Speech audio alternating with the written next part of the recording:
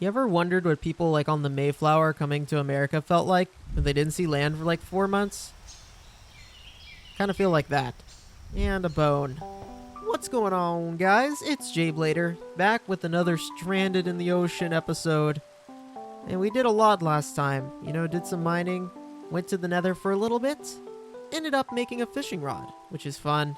And I was hoping that this might be a decent way to get books. I think I have like 6 books right now, and we'll need 45 for a full 30 level enchanting system.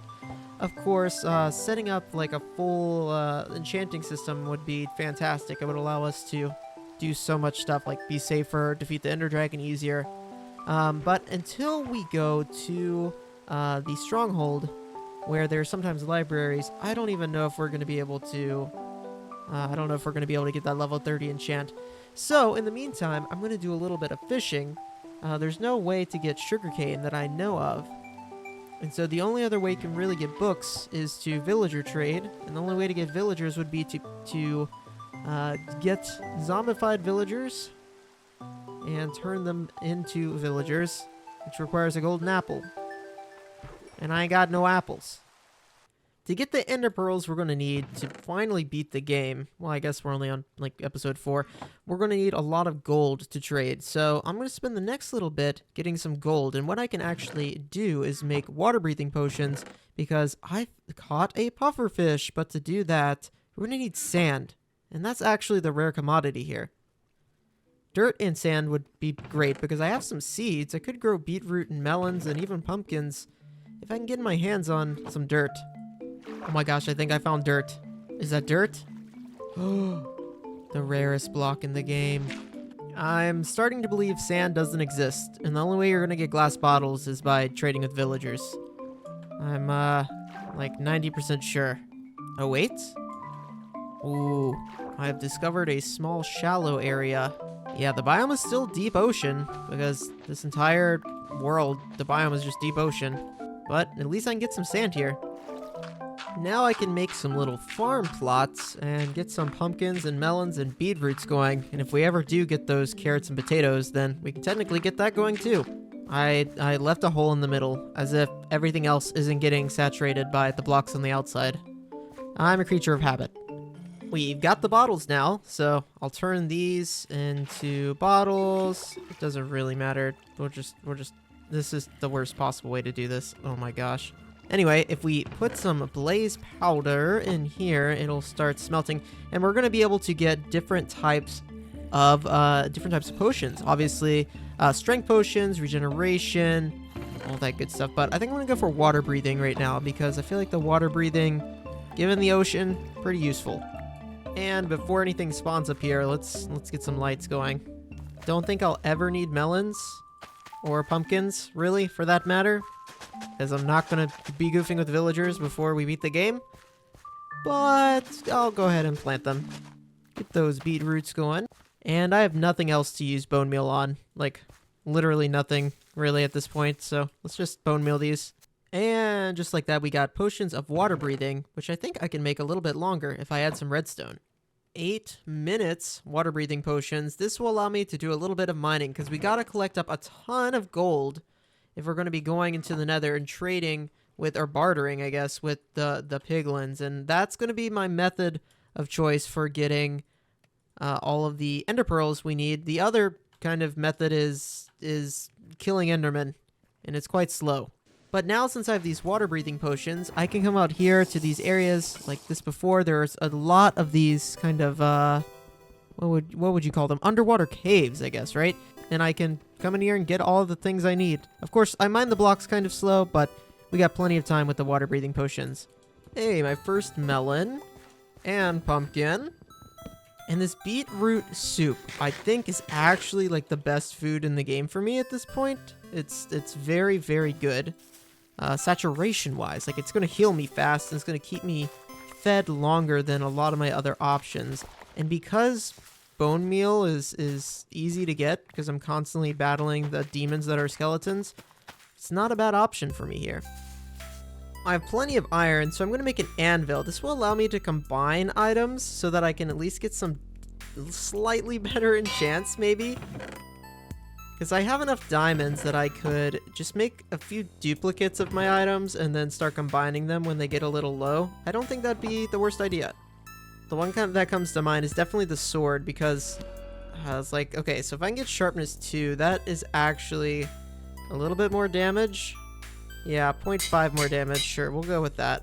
I'm also probably never going to use this name tag, so if I use the name tag now, I can name a piglin when we get into the nether, and then hopefully just keep it there and trade with it forever. Sounds like a plan to me. While the rest of this gold is cooking up, we're going to have over a stack going in to trade with, which is a great start. It's going to take some time to do that trading though, so in the meantime, while that's cooking, I'm going to do a little bit of mining. I find that I'm like always needing blocks, so it's not going to hurt to do this at all. I went ahead and made up some of these strength potions, or potion of strength, just in case we get into some trouble. Bunches of beetroot soup, this stuff is amazing, and I've got all the gold on me that I'm going to need. Time to hip-hop on over to the nether. Well, this time I'm going to be looking for a biome that can support some piglin life. I put on some golden leggings that I got from a zombie, so if I do run into a piglin, it shouldn't see me as an enemy. Okay, this crimson like forest area over here should produce some piglins, but it also produces some other hostile mobs, so I need to keep my wits about me. Oh, I have efficiency 2 now, which means I like instant break netherrack. Oh, this is going to save me a lot of time. Oh, there's a guy over there. I'm going to make a boat and try to get this guy closer to my portal. This may be a bad idea, but we're going to give it a shot. I think if I make a little area down here to fall down, then we can just take no fall damage on the boat and fall right to an area that's a little closer to the portal, so it's a little bit safer. This is not a very safe area. We have mobs in here that are spawning. We have ghast. Just not a great area. I'm gonna paddle my way out of here. Okay, I think that worked. Let's break the boat without hitting him, ideally. There we go. And then if I chuck some gold in here, he is going to start bartering this and spitting out items, basically, that he thinks is a good trade. Some of these items might be good. Blackstone, not so good. But what we're really trying to get here, of course, is the coveted ender pearls. We're going to chew through a lot of gold doing this, so I'm prepared to sit here for a minute. And apparently we can get crying obsidian, so I can get some advancements. Oh, leather? Yeah, he drops leather. Don't drop books, though. The good thing about the Crimson Forest, we now have a renewable source of wood and different wood types, so won't have to worry about getting sticks or anything like that anymore. Minecraft speedrunners make this look easy.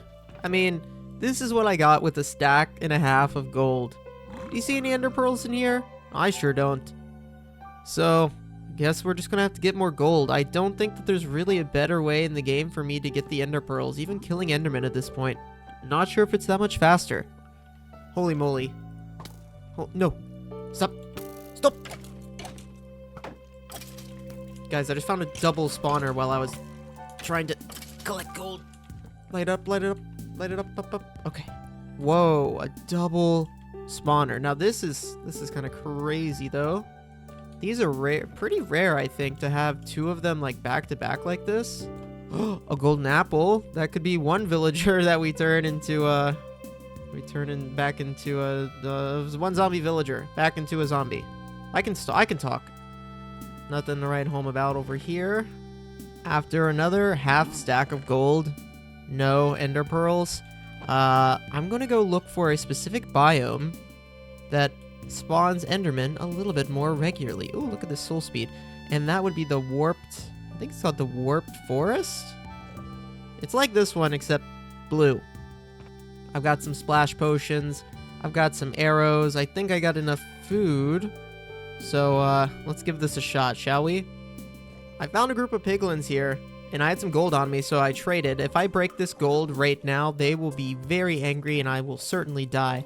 But I finally got some ender pearls from these guys. Got a soul speed enchant book, too. And killing some hoglins here gave me some cooked pork chops, which is even better than the beetroot stew I was out of. There's also a warp forest biome in that direction, about 250 blocks, so I'm going to run that way.